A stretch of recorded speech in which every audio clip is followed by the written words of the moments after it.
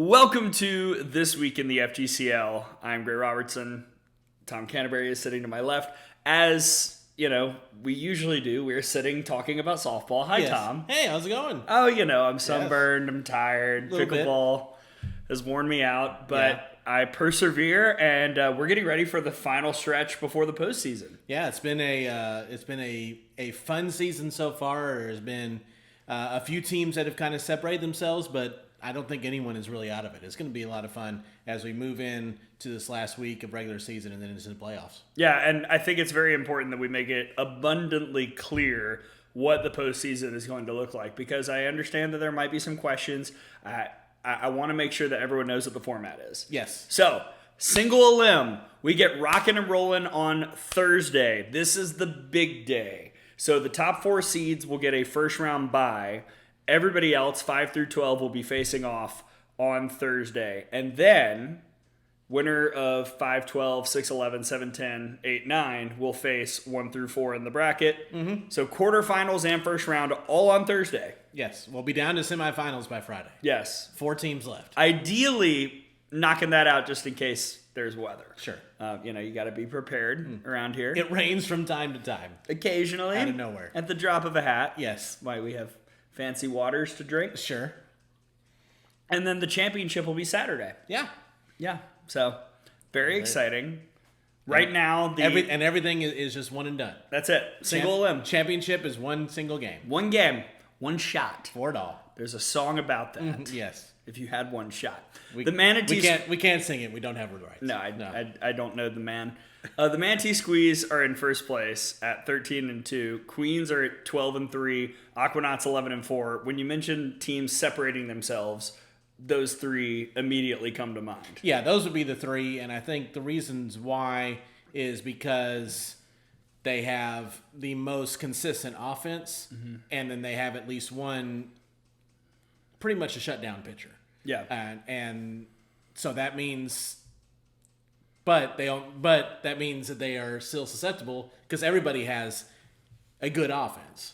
So we'll see how it all turns out. Yeah, it's interesting because they're all exactly like you said, but in different ways. Because the Queens have like 2 studs. Right. Ty Charlton, Bella Ruggiero have been raking this summer. They have. The Aquanauts have 2 stud arms in Iko Conaway and Camponic. And the Squeeze kind of win with everybody. And it's kind of like a different person each, or a different 3 people each day. And then they've got great pitching depth, so they really don't have to have anybody go complete in the circle because they've got multiple options. Right, but we have seen some people on certain teams go complete at times, including the Aquanauts have had Cam Ponish, she's thrown no-hitters here this year. So there have been some complete games out there. It'll be interesting to see as we go into the postseason if the coaches decide in those postseason games we got to ride our number 1 arm. Right. And how that works.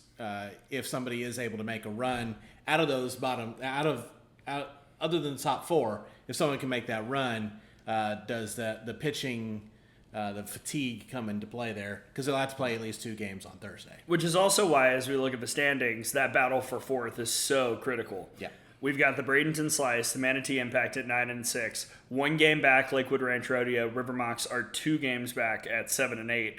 Right now, it would be the Slice. If we started the postseason tomorrow morning, the Slice would be the 4 seed.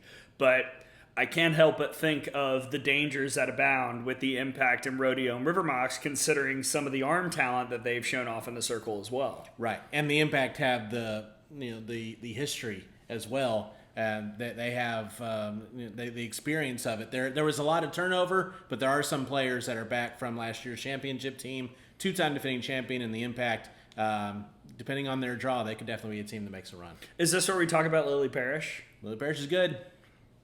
She's doing it all. Yeah, she really is. I mean, in the circle, at the plate, the ERA is 165. She leads the league in wins. She's batting .300. She's been kind of leading the way offensively for the Impact at the plate as well. And she had one of the best individual performances in the Summer League that I can recall a couple days ago in the walk-off complete game victory over the River Mocs. Yeah, and that, a River Mocs team that is right there with them. Right. So it was a back-and-forth battle. It was one of those games that was moved because of the weather. Weren't able to play it at Palmasola. Played it at Bradenton Christian, and just a really back and forth affair. They had to deal with weather the entire day. I know you were out there dealing with several delays. It was super great. It was a lot of fun. Not frustrating at all. No, but what a performance by her, and like you said, just single-handedly helping the Impact get that 9-6 record they're at right now. Yeah, I think we might hear her name at the awards ceremony Wednesday for something. Almost definitely for something. Sure. I mean, the Coasties are always fun. the Coasties are a Yes. time. Let's see if the mascot comes this year. Oh my. Yeah, and look, the I'm not Impact. dressing up, just That's so not you you. know. Oh, no. No, you already sweat enough. Last thing we need is put you in a sun. Thank you. Yes. Sun mascot head. Anyone seen the sun? Yeah, he fainted right over there. He's behind that bush. But somebody go grab him. Somebody go wake up Tom. I haven't seen Tom and the sun in the same room before. No. They're all chasing the slice. Yes. Which, look, I know what the numbers say. The Squeeze is the best overall offense in the league by batting average, but the Slice probably has the most explosive offense in this league. They're also prone to games where you look up, it's like, wow, they got shut down. They scored one run, which is weird. Sure. But with Lexi Shaver and Layla Lamar and Lily Holt-J, who's been a real boost since she arrived, and Emma Brinkman, and just people, Ella Dodge from Tennessee, they've just got bat after bat after bat after bat that can totally change the game at the drop of a hat. And I think they're the best leadoff batter in the league as well, Kylie Shaw. Yeah. Starting things off. But yeah, probably the scariest batters in the league play for the Slice. You have Ella Dodge and Layla Lamar, I think, are the two that I would be the most scared of in a single at-bat situation. But that is true, though. If you're able to contain some of those more explosive players, then they are kind of susceptible to those type of games. So they're ones that I think they have very much the capability of winning the whole thing. They're the ones that maybe the single elimination portion of the playoffs might be the most detrimental to. Yeah. I could see the Slice going one and done. I could see them winning the whole darn thing. Correct. That's the magic of single elim. Mm-hmm. And again, a lot of movement. We'll talk a little bit later about what the scheduled games are this week. Again, we are weather aware. We are going to adjust if need be. Yes. But there is one more series to go before we wrap up. Let's talk about the bottom five in the standings. Siesta Key Fins, Manatee Sea Cows, Skeeters, Sarasota Circus, Pioneers. Those are five teams that are all clumped together. They're all going to be battling for positioning. When you look at those names, I have my answer, but I'm curious what yours is. Okay. Who seems most dangerous, as in this is the wild card? This is the team that's going to pull some upsets. I mean, I think they all have the capability of doing that. I mean, we're talking about like a Pioneers team who's in last place right now, who maybe had one of the games of the season against the Squeeze, the top team in the league, just this past week. They're like fourth in batting average. Right. The Neers can swing it. Yeah. They can definitely swing it. I think, though, if I had to pick from that list, though, I would probably pick the Skeeters, who are currently right now on a 3-game win streak. They just, they have players on that team, batters, that once they get rolling, like they can put up they had a 3-home run inning against the Pioneers just a couple of days ago. So they can put up those explosive type of numbers and explosive type of innings. If they get a really good start, they have a couple really good pitchers. If they get a good start in the circle, they can be dangerous. I like that pick. That's not who I was going to say. I was going to pinpoint the Sarasota Circus because of Fia Zelenka. Yes. Fia Zelenka has been such a breath of fresh air when she's in the circle. And in the postseason, we tell the coaches, like, go hard in the paint.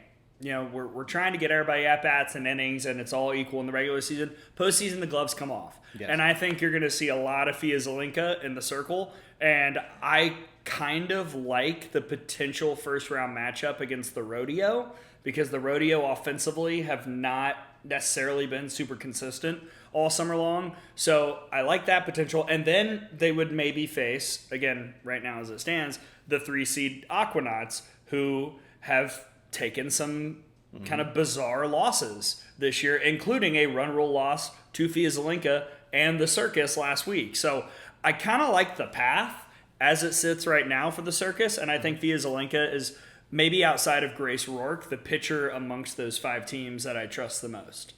And offensively for the Circus, it took them a little while to gel. Frankly, I mean, they had one of the lower batting averages in the league until last week. They had not hit a home run or a triple. They had the double was the most they had done. And that was one of those things every day when I would compile the stats, I'd be like, oh my gosh, they still haven't hit a home run. But then they hit one, and now they've hit 3 in the last 4 games. So yeah, and the batting average is moving up too. So right. It may be a chance where that offense is kind of gelled together and it's coming together at the right time. Anything else about any of the teams in the bottom 5 that is worth a mention? I mean, I'll also throw out a shout out to Grace Rourke for the Skeeters, because when she's in a groove, she's one of the tougher pitchers to hit in this league. But I don't know. The bottom 5, it's going to be interesting to see kind of who gets hot amongst that group. And I think deserving a shout out right now is for the Siesta Key Finns is Amari Braden, because that the Finns have had some rotation of people coming in and out of the team as far as who's able to pitch. And Amari Braden did not pitch for Pittsburgh, her college team, this past year, but she has pitched in the past, and she's a lefty, has pretty good velocity. Sometimes we don't know where it's going, but she gets it in there quickly, and she's done some yeoman's work to keep the Finns in some games. So I think a shout out to her. I like that.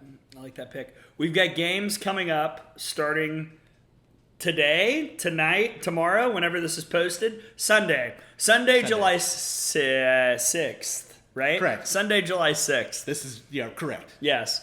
And then Monday and Tuesday. Then we got the Coasties and the All-Star game on Wednesday. Postseason starts Thursday. Little housekeeping, I guess. This is for players and coaches if you're watching. And parents as well. The All-Stars will be picked after Sunday's games. That's when the committees that be will gather and we'll look at the stats and pick the rosters for the Sun and the Surf. Maybe a shrimp will be eaten while that is discussed. Perhaps there is a local establishment where the committees that be typically go to when's deciding these awards. And if you're wondering who's in what division, here's the Sun. That's Squeeze, River Mocs, Aquanauts, Rodeo, Pioneers, Sea Cows. The Surf, as I scroll down and bump my canned water, Don't do it. is Circus, Finns, Slice, Impact, Skeeters, and Queens. So, All-Stars will be picked after Sunday's games. The awards, the Coastie Awards, I made the decision a long time ago that nothing is decided. We might, there might be leans, there might be front runners. Nothing is picked until all the regular season games are done. We want all the evidence. Yeah. I mean, when you're talking about a 20-game regular season, every game counts. Totally. Very much so. Yeah, the only reason we do All-Stars a little bit early is because we got a lot of scheduling to do. Yes. Make sure people can, once they get picked, can play in the game. If they can't, you can have an alt come in, stuff like that. So, yeah, absolutely. Yeah. So just a little bit of logistics you got to work through there. Yeah, that's the story of our lives. Right. But there are a lot of great candidates. I've been very impressed in the league this year of the number of just really good players. There's a lot of really good, especially batters in this league right now. Agreed. Here's the schedule starting now. Again, if it rains, stay tuned for adjustments. Social media, our Twitters. This is how we do. Yeah. Right.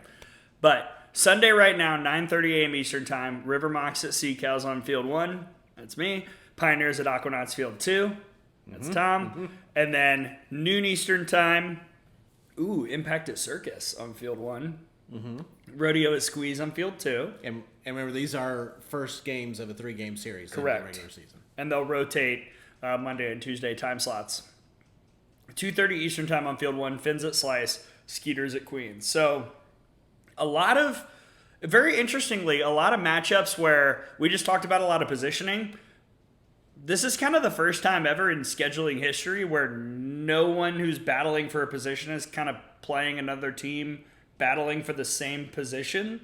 So there's going to be a lot of scoreboard watching elsewhere. I mean, maybe the closest to that would be Riverbox Sea Cows possibly a Maybe. little bit. They're kind of close.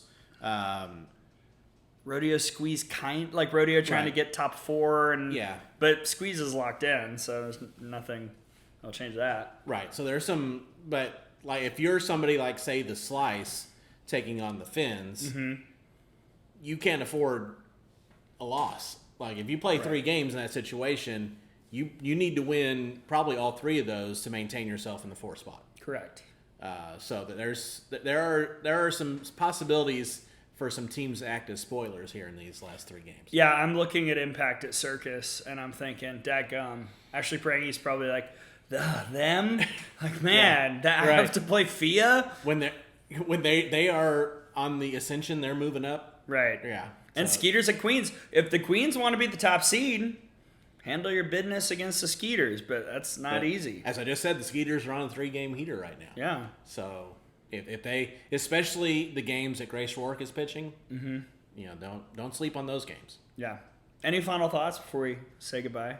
Just it's been a fun league, like I said, so far this year, and nothing is settled. No. So that makes it a lot of fun. It's been a fun but a busy league, which is why this is the premiere and also maybe second to last episode of this week in the FGCL this year. As we're in the 3rd week of the league, this is the first this week. Look, there was no time.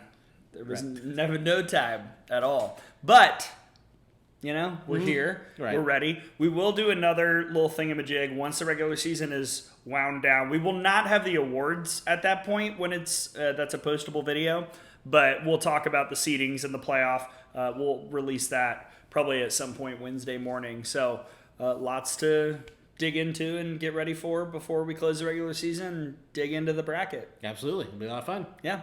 For Tom, I'm Gray. Thanks for watching This Week in the FGCL. We'll see you later.